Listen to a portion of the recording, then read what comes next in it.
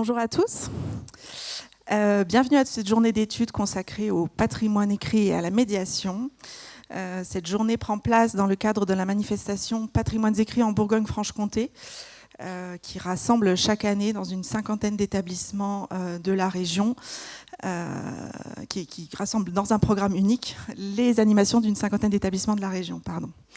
Alors n'hésitez pas à récupérer un programme qui est disponible sur les tables à l'entrée ou en téléchargement sur le site internet de l'agence. Avant de commencer, j'aimerais remercier l'ensemble des intervenants de la journée d'avoir accepté notre invitation. Un remerciement particulier à Caroline Poulain, directrice adjointe et responsable du pôle patrimoine de la Bibliothèque municipale de Dijon, qui a accepté, en plus de la conférence introductive et dans un délai assez court, d'assurer la modération de la journée. Merci à mes collègues, Solène Prévost pour son appui précieux dans l'organisation et la coordination de la journée, et Léa Baudigné pour la communication et le renfort logistique et technique. Et puis merci au FRAC qui nous accueille aujourd'hui dans cette salle de conférence, et plus particulièrement à Anthony Pergaud qui nous a accompagnés aussi sur les aspects pratiques et techniques. Et puis enfin, merci à vous, participants à cette journée, ici à Besançon ou derrière vos écrans, puisque cette journée se déroule au format hybride avec une retransmission sur la chaîne YouTube de l'agence. Ce qui explique la présence des vidéastes dans la salle, Mehdi et Charles de l'agence de communication Les Archimèdes. Compte tenu du format hybride de la journée, il va falloir qu'on soit attentif aux modalités d'intervention du public. Donc je remercie les participants présents physiquement dans la salle de bien se positionner près du micro quand vous prendrez la parole pour poser vos questions ou faire part de vos commentaires, de bien parler près du micro pour que les personnes à distance puissent bien vous entendre. Et puis pour les participants connectés à distance, je vous laisse vous référer au message qui vous a été envoyé en début de semaine. Voilà, je vous souhaite une très bonne journée et sans plus attendre, je laisse la parole à Caroline pour la conférence introductive. Merci Maude, merci à l'agence pour l'organisation de cette journée sur une thématique aussi passionnante que pleine d'enjeux. Donc effectivement, Maude l'a dit, je suis directrice adjointe de la Bibliothèque municipale de Dijon et je vais aussi avoir ma casquette ici de présidente de Bibliopathe, une association que vous connaissez sans doute, et si vous ne la connaissez pas, je vous invite à la découvrir. Les journées de l'association ont lieu bientôt en novembre sur le thème des partenariats originaux.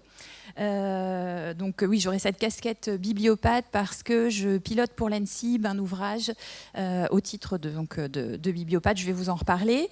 Merci à Maude du cocooning. On est toujours bien materné par l'agence, c'est très agréable, on se laisse porter.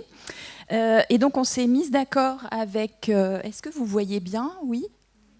On s'est mise d'accord avec Maude pour cette introduction. Je ne vais pas proprement parler seulement de médiation jeunesse parce que je n'ai pas d'expertise particulière sur le sujet. On fait des choses à Dijon, mais sans avoir développé une théorie de la médiation jeunesse. Donc je vais plutôt évoquer des principes plutôt généraux sur la médiation et le patrimoine, notamment grâce aux conclusions d'un ouvrage à paraître bientôt aux presses de l'ANSSIB dans la collection de la boîte à outils, dont certaines autrices sont dans la salle, ou seront dans la salle tout à l'heure, sur la médiation du patrimoine. Donc pour commencer, je trouvais intéressant au long de cette journée alors vous allez présenter plein d'expériences très intéressantes qu'on va suivre tout au long de la journée. J'aimerais bien au moment de vos interventions pouvoir vous entendre aussi sur pourquoi on fait de la médiation. Donc c'est peut-être des points que vous allez aborder ou qu'on pourra aborder au moment des échanges. Il est toujours intéressant de se reposer la question du pourquoi, même si bien sûr la médiation est tout à fait légitimée depuis longtemps dans les services patrimoniaux. Pour ma part, je ferai presque de la médiation un point de survie de nos services parce qu'il me semble que si la survie, je dramatise un petit peu, si la survie de nos établissements n'est sans doute pas en cause, les moyens et les ressources qui leur sont allouées sont quand même remis en question régulièrement. Et il me semble que la médiation est une réponse à apporter auprès de nos décideurs pour revitaliser nos services. Donc là, j'ai listé un certain nombre, et j'ai oublié de lancer lancer mon chronomètre, je vais le faire tout de suite. La première des raisons, c'est que le point le plus visible de notre action, c'est bien sûr la présence d'usagers en salle. Or, peut-être qu'il y a des exceptions dans certains de vos services, hein, mais les communications en salle ont plutôt tendance à baisser.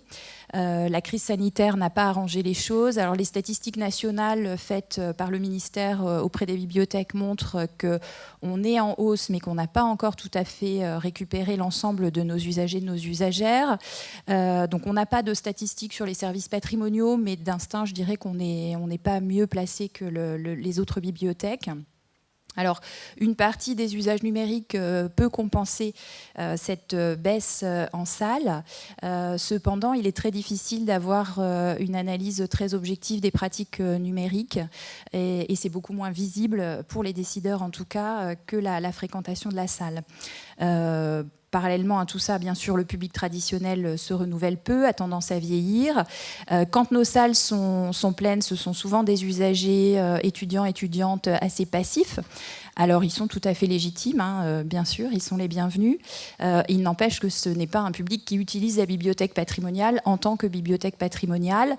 Donc, c'est un public qui pourrait très bien être servi par un autre service que le nôtre. Donc, à nous de nous servir de notre expertise pour en faire un public plus actif. Le point suivant, c'est la concurrence. Alors là aussi, ça va dépendre de la taille de la ville dans laquelle vous êtes installé, mais il y a quand même une concurrence très forte du point de vue culturel et des pratiques patrimoniales dans lesquelles il faut donc que l'on s'insère et que l'on trouve une place. Il y a une raison aussi intrinsèque à la médiation, c'est que nos patrimoines sont complexes et nécessitent cette forme de médiation pour être compris. Il y a tout simplement ce fait dont on doit vraiment avoir conscience, c'est que nous ne sommes pas identifiés, et même souvent dans un territoire de proximité, on n'est pas identifié par un public large. Donc, encore une fois, si on veut garder les moyens qui nous sont alloués, il faut qu'on travaille cette image. De façon plus extérieure, l'injonction d'ouverture, de démocratisation, de pratiques partagées s'impose sans doute à nous, même si on n'est pas toujours inclus par les demandes de nos élus qui n'ont pas toujours conscience de ces services patrimoniaux. Il n'empêche qu'on peut se saisir de ces injonctions-là. Et on se rend compte, et ça vous allez sans doute en parler, que dès qu'il y a une offre, que cette offre est travaillée, qu'elle est communiquée, elle fonctionne et on a des usagers divers qui s'en saisissent.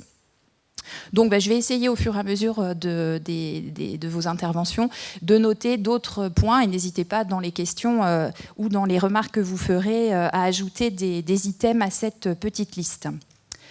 Avant de me lancer donc dans le dur du sujet, je vous propose un petit essai de définition de la médiation que je note ainsi, une action volontariste. Alors, quand je dis volontariste, je fais bien le distinguo entre des actions un peu communes, courantes, que l'on va réitérer, comme des visites, des conférences, des formats récurrents que l'on va utiliser et qui sont importants, hein, qui font le socle de notre offre, qui ont encore un public classique et qui nous permettent d'avoir une offre continue sans être trop chronophage. Mais il me semble important qu'au sein de nos actions, on ait aussi des formats un peu plus, alors j'ai dit volontaristes, c'est-à-dire travailler en toute conscience pour faire évoluer le public que l'on accueille. Le but de la médiation, alors en bibliothèque publique, on le met souvent comme point d'entrée vers autre chose, soit vers l'utilisation des collections, soit vers d'autres pratiques culturelles. Donc on a bien ça en bibliothèque patrimoniale, hein, pour une partie des publics à qui on va proposer de la médiation. Il s'agit de les faire venir en salle de lecture et de leur faire utiliser les collections. Donc là, je pense surtout au public étudiant, chercheurs, etc. Mais il faut bien aussi, je pense, accepter le fait que pour un large public, je ne crois pas qu'on ait l'ambition de les faire venir dans nos salles, hein, il ne me semble pas que ce soit utile. Donc le simple fait de les ouvrir à un autre univers me semble intéressant. Donc voilà, utiliser et faire connaître. Les collections à un public donné sous une forme travaillée, c'est-à-dire pensée pour servir un objectif, voire renouvelée. Et là, j'insisterai beaucoup sur l'idée d'expérimentation. Dans le livre dont je vais vous parler, un certain nombre de collègues ont fait part d'essais et d'échecs qui leur ont permis permis de rebondir vers d'autres pratiques. Et ça, il me semble que c'est très important, même si on est, j'en ai bien conscience, hein, pas forcément dans des contextes qui nous incitent à l'échec et à l'expérimentation, et notamment dans nos contextes politiques et institutionnels. Et ces actions sont pensées pour un public en particulier, alors soit par du démarchage pour aller chercher de nouveaux usagers, soit, alors là, en étant vraiment en avance par un volet participatif. Il y a quelques exemples, même si la vraie participation, c'est quelque chose de complexe, de lourd, soit par la définition de public cible et d'un plan d'action dédié pour les toucher. Alors quand je parle de public cible, il y a toujours cette question quasiment morale de savoir si on peut catégoriser les publics et penser à leur place en quelque sorte et se dire ça c'est bon pour telle tranche d'âge, ça c'est bon pour telle catégorie sociale. Alors sans l'exclure totalement, je crois qu'il faut se méfier quand même de cette façon de parler. Quand je parle de public particulier, je parle plutôt de déterminer des tranches de public qu'on va pouvoir toucher par une communication spécifique. Je prends un exemple très concret qui a été développé récemment par le musée des Arts Déco à Paris à l'occasion de l'exposition Poils et cheveux. J'ai trouvé qu'ils avaient une politique très maligne. Ils ont eu un partenaire qui est une marque de produits capillaires. Cette marque, un réseau sur l'ensemble de la France auprès des coiffeuses, dont la mienne, donc j'ai pu suivre cette affaire-là. Et donc toutes les coiffeuses de France en partenariat avec cette marque ont été invitées à une grande soirée festive du mécène, et elles ont visité l'exposition. Donc il se trouve qu'on a un public qui n'est pas forcément en lien avec le patrimoine a priori, mais qui n'empêche touche un sacré nombre une sacrée part de la population, et que donc ces coiffeurs et ces coiffeuses ont visité cette expo et on en parlait à leurs clients, à leurs clientes. Et pour beaucoup d'entre elles, sans doute, ça a été une découverte. Alors là encore, hein, peut-être qu'elles ne vont pas, à partir de là, avoir d'autres pratiques patrimoniales systématiques. Il n'empêche qu'il y a eu cette ouverture. Voilà, tout ça pour revenir à ce public particulier. Pourquoi ne pas cibler des gens, des tranches d'actifs particuliers à qui auprès de qui faire de la communication. Et donc ces actions de médiation peuvent relever de différents champs, que ce soit l'action culturelle, on va beaucoup en parler, la communication, les publications ou l'événementiel. Donc voilà, le cœur de ce que je voulais vous dire en introduction, c'est les premières conclusions d'un ouvrage qui devrait paraître courant 2024, milieu 2024 peut-être, qui est une commande de l'ENSIB et qui s'appellera « Renouveler les médiations du patrimoine ». Donc il y a une quinzaine de collègues qui ont rendu un texte sur ces sujets-là. L'ouvrage sera divisé en 4 parties, chaque partie étant tournée vers un public. Donc la première partie s'appelle « Accompagner et collaborer ». Il s'agira des publics historiques des services patrimoniaux, donc étudiants, chercheurs, chercheuses, érudits, érudites. Donc des publics bien sûr naturels, mais que l'on commence à voir déserter les salles. Et donc plusieurs collègues parleront d'expériences de stratégies pour les garder et pour établir de véritables partenariats. Alors là, beaucoup dans les bibliothèques universitaires, mais pas que, avec des stratégies qui sont des stratégies qui nécessitent beaucoup de temps, hein, puisque le partenariat nécessite de se retrousser les manches. La deuxième partie s'appelle « Donner à voir et transmettre au plus grand nombre ». Donc il s'agit du grand public. Et donc là, le grand public, bien sûr, hein, j'ai bien conscience que ça ne veut rien dire, mais c'est plutôt dans l'acception que je venais que je qualifierais presque en creux de tous les publics qui ne sont pas les publics empêchés et auxquels on peut s'adresser. Donc là encore, plusieurs collègues vont nous faire part de stratégies diverses et variées, de la stratégie de Colmar avec son tout nouveau musée, la stratégie de Chambéry qui a une démarche très active alors ça s'appelle le patrimoine voyageur, de vraiment faire sortir le patrimoine dans des structures en travaillant vraiment avec le réseau de lecture publique, et puis des stratégies numériques aussi qui sont très intéressantes. La troisième partie s'appelle « Prendre en compte et faire participer », et il s'agit des publics partenaires, donc soit tout simplement prendre en compte vraiment le public dans la constitution de l'action, soit carrément les faire participer. Et là, il y aura notamment un article vraiment très intéressant du Louvre-Lens, qui a une réelle politique de participation. Donc, ce n'est pas du saupoudrage de participation, c'est vraiment associer des gens au commissariat d'une exposition de façon réelle. Et la dernière partie s'intitule « S'inscrire dans de grands enjeux de société ». Il s'agit du public citoyen, c'est-à-dire comment on peut servir le public en utilisant le patrimoine pour décrypter des grands enjeux de société.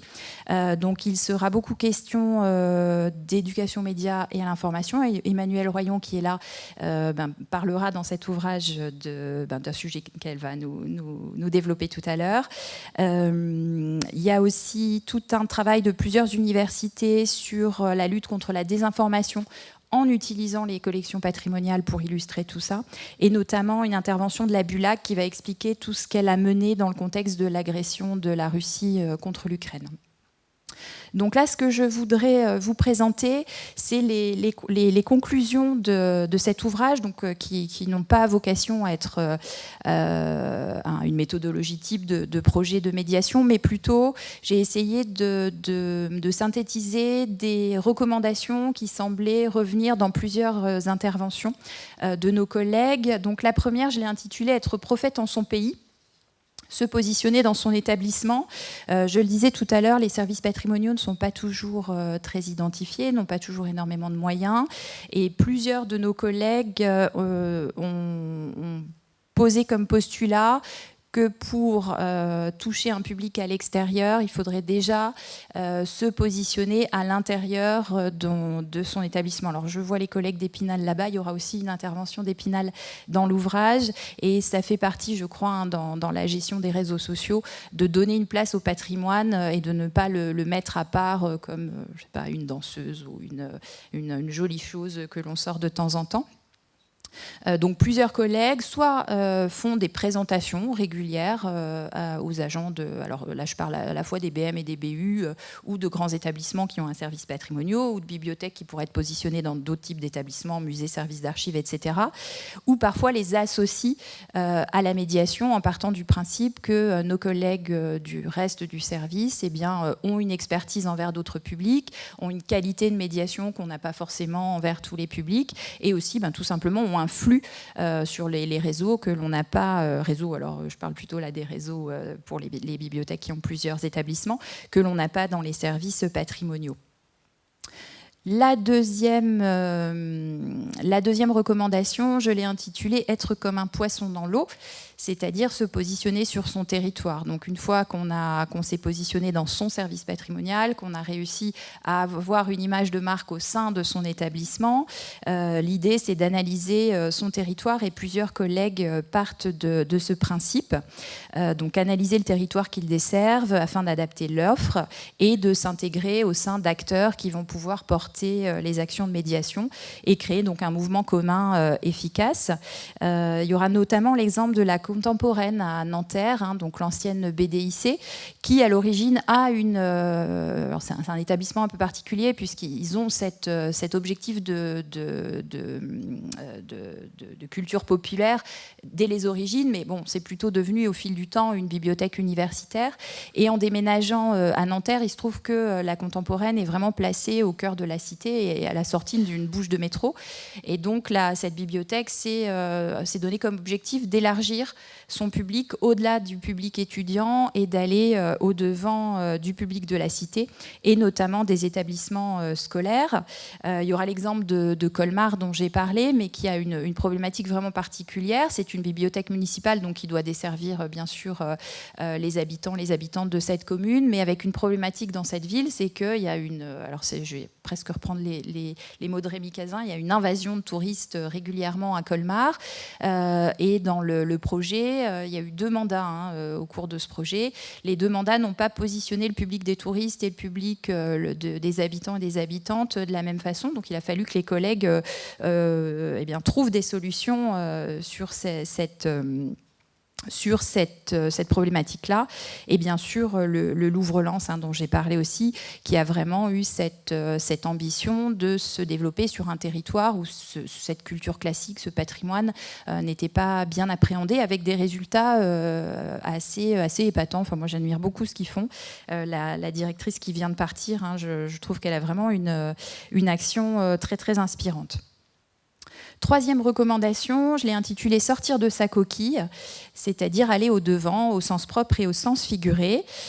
Donc, nos collègues de lecture publique font depuis longtemps des actions hors les murs. Je pense qu'elles sont un peu moins développées dans les services patrimoniaux, mais un certain nombre ont expérimenté. Donc, j'ai parlé déjà des expérimentations de Chambéry, qui a vraiment un cahier des charges très précis, qui décline systématiquement les actions de médiation patrimoniale pour les décliner hors les murs, dans des structures qui sont généralement plutôt desservies par nos collègues de lecture publique. Et puis, il y a un exemple très intéressant aussi de la BM de Lyon, qui utilise cette expression. Alors là, on parle de numélio, donc de pratique numérique. Et la collègue qui écrit utilise cette expression d'être sur le chemin des internautes. Et c'est vrai que sur l'action numérique, c'est un peu plus compliqué de se poser concrètement cette question de qui on touche. Et le risque, c'est donc qu'on ne se la pose pas et qu'on fasse des choses qui fassent flop. Et donc là, il y a vraiment cet objectif qui est posé. La quatrième recommandation, c'est tout simplement vivre avec son temps, c'est-à-dire s'adapter à son époque, aux évolutions des usages, des rythmes de vie, des modes de vie en général. Là encore, je prendrai l'exemple de la contemporaine, qui a bien compris qu'un étudiant, une étudiante de 2023 n'avait sans doute pas les mêmes codes qu'un étudiant, une étudiante d'il y a 30, 40 ans, et avait besoin sans doute d'une médiation, alors j'allais dire ludique, peut-être pas ludique, mais en tout cas plus parlante, plus vivante. Et donc, ils ont développé tout cet atelier de l'histoire qui montre vraiment de façon très précise et qui accompagne les étudiants dans leur parcours. Ensuite, nouveau petit proverbe adapté au patrimoine, 100 fois sur le métier, remettre son ouvrage. Donc ça, j'en ai déjà parlé, de l'importance de l'évaluation, de l'expérimentation et du changement, et donc d'une sorte de cercle vertueux de l'expérimentation qui nous pousse à aller toujours de façon plus précise vers des objectifs, là aussi bien déterminés. Les collègues de Nancy qui seront là tout à l'heure, c'est Claire Haquet qui dans le livre parle de la médiation numérique qui est développée à la bibliothèque Stanislas. Et donc, ils ont vraiment fait un bilan sans concession de leur action pour en tirer des conclusions et réorienter, alors peut-être pas complètement, mais en grande partie leur médiation numérique. La recommandation suivante, c'est la notion, alors ça, elle m'est propre, c'est la notion de sillon. Donc creuser son sillon, c'est à la fois trouver une marque de fabrique. Je crois beaucoup à l'identité d'un établissement auprès à la fois de nos décideurs, de nos partenaires et du public, et aussi la notion du temps. On est je pense que vous êtes tous et toutes dans un quotidien très très rythmé. Vous passez sans doute d'un dossier à un autre sans beaucoup vous arrêter, avoir le temps de prendre de la hauteur. Vous êtes sans doute soumis à des tas d'injonctions contradictoires de part et d'autre. Vous vous sentez sans doute souvent entre le marteau et l'enclume. Je crois qu'il faut se laisser le temps, et notamment dans des services patrimoniaux. Je ne crois pas du tout qu'en 1 an, qu'en 2 ans, on puisse faire un gros travail. Il faut se dire qu'on peut se laisser 5, 6, 10 ans pour voir des résultats et que c'est normal. Et puis, la conclusion est peut-être pas très positive, mais il me semble qu'il faut qu'on en ait conscience. Plusieurs de nos collègues dans ces articles ont relevé le fait qu'on n'est pas indispensable. Alors là, j'ai une petite anecdote. Je ne sais pas si vous avez vu la campagne de communication du ministère. Non, en plus, si même nous, on ne l'a pas vu. Bon, bref. Il y a un clip et il y a une affiche qui est... Donc, c'est très bien. Le ministère a développé tout ça justement pour répondre à la crise sanitaire et à la baisse de fréquentation. Et donc, je l'ai testé sur mon fils cadet qui a 13 ans. Et il a regardé le spot et il m'a dit « Maman, c'est comme aux élections présidentielles, c'est de la publicité mensongère. » Bon, alors le clip, je ne le trouvais pas non plus foufou, mais bon, je trouvais plutôt quand même sympathique. Alors, tu peux m'en dire un peu plus. Et en réfléchissant, je me suis rendu compte... Alors, le slogan, c'est « La bibliothèque, un monde à portée de main ». Oui. On a souvent, nos bibliothécaires, l'impression qu'on est tout, qu'on est universaliste, qu'on est encyclopédique, qu'on a les réponses à tout, que toutes les solutions sont dans les bibliothèques, peut-être, mais peut-être pas non plus. Il ne faut pas se surestimer. Et cette vision-là, alors c'est vrai que dans les films américains, souvent le bibliothécaire et l'archiviste sont la clé du problème, ça c'est super, mais en France, pas tellement. Donc je crois que si on se rend compte, si on se remet juste à notre juste hauteur, c'est sûr, hein, on a des choses exceptionnelles, mais ça n'est pas évident pour la plupart des gens. Donc si on adapte nos messages sur des objectifs un peu plus concrets, un peu plus circonscrits et non pas aussi généralistes et ambitieux, peut-être qu'on atteindra un peu plus notre moyen. Et il y aura notamment une intervention dans un texte de David Jonathan Benrubi, qui aujourd'hui est le directeur de la bibliothèque de Montpellier, qui a une pensée assez radicale mais assez intéressante, donc vous pourrez découvrir ça. Et il y a une intervention aussi de notre collègue de la BU de Dijon qui rappelle que les individus qui composent la société d'aujourd'hui ne nous attendent pas pour être interpellés sur de nombreuses questions et qu'on peut vite se laisser... tout ça peut vite nous échapper. Alors, il me reste un petit peu moins de 10 minutes. Je voulais aussi, au-delà donc de ces recommandations issues de la quinzaine de collègues qui écriront dans ce livre, essayer de sortir un bilan de 10 ans de programmation à la Bibliothèque patrimoniale de Dijon. Donc en quelque sorte, là c'est un peu le mantra dont je rabats les oreilles à mon équipe quand on monte des projets d'action culturelle notamment. Et donc la première recommandation de ce mantra, c'est d'adapter le choix des thématiques pour accrocher les usagers, donc de ne pas partir, en tout cas pas toujours, parce que je le redis, hein, nous aussi on fait des visites, des conférences, des formats simples, courants, mais quand on a une grosse action, de choisir la thématique, non pas dans les collections, mais plutôt dans la société, pour toucher les gens par des choses qui les interpellent de suite, parce que, encore une fois, la plupart du temps, soit les gens ne nous connaissent pas, soit ils vont nous voir dans un programme par un titre. Si le titre ne les interpelle pas tout de suite, eh bien, on aura toujours les mêmes personnes qui ont les codes, etc. Et je redis aussi ici cette idée de sillon pour se rendre identifiable, d'où la nécessité de se laisser du temps. Donc là, juste un exemple, on a travaillé il y a quelques années une exposition dont le point d'entrée était le tatouage, mais c'était un prétexte, hein. L'idée derrière, c'était de montrer plein de documents patrimoniaux très différents, très faciles d'accès. Donc il y avait des animaux, il y avait de la botanique, il y avait de la calligraphie, sauf que le présenter comme un ensemble de ressources pour des modèles de tatouage, surtout dans une société où les individus ont plutôt envie de se démarquer plutôt que d'avoir le même tatouage que tous les copains-copines, ça nous a semblé assez intéressant.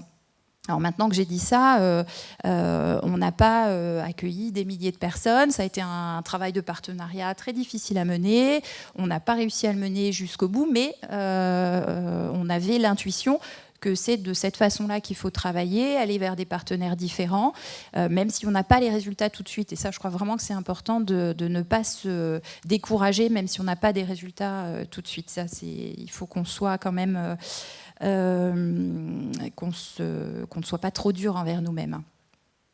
Deuxième mantra, c'est varier et soigner les formats. C'est-à-dire que les formats dont j'ai parlé, visites, conférences, etc., c'est très bien, il faut continuer, il y a de la demande, on le voit bien, c'est souvent ceux-là qui font le plein tout de suite. N'empêche que s'inspirer d'autres formats, mélanger les genres, inventer des formats propres au service, c'est aussi très payant. Donc à Dijon, on a un format propre qui s'appelle « Apprenez à déguster ». C'est parce que notre thématique principale de développement, c'est la gastronomie et le vin. Donc c'est une conférence suivie d'une dégustation. Donc ça peut être le prétexte à des formats finalement tout à fait classiques, hein, de conférences avec des sachants, sauf qu'ils viennent de différents milieux. Ça peut être des universitaires, mais ça peut être des professionnels des métiers de bouche, ça peut être des historiens, ça peut être des producteurs, etc., qui vont faire une conférence qui est somme toute un format magistral assez classique, sauf qu'on a toujours une deuxième partie qui va intégrer de la convivialité, du partage et de l'échange. Et ça, on se rend compte que ça attire attire beaucoup.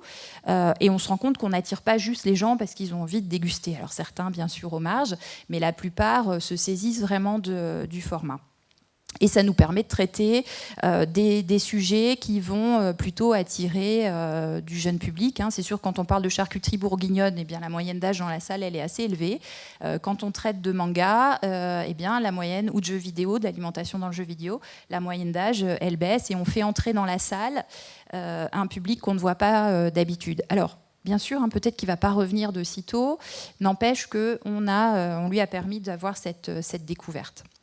Et puis, ce sont des formats que l'on travaille souvent en partenariat. On le voit ici avec des jeunes d'un lycée hôtelier, ce qui nous permet d'avoir un volet 2AC avec ces jeunes qui vont... Donc, il y a une forme de donnant-donnant. Eux, ils sont là pour apporter leur expertise en cuisine, en service pendant la soirée.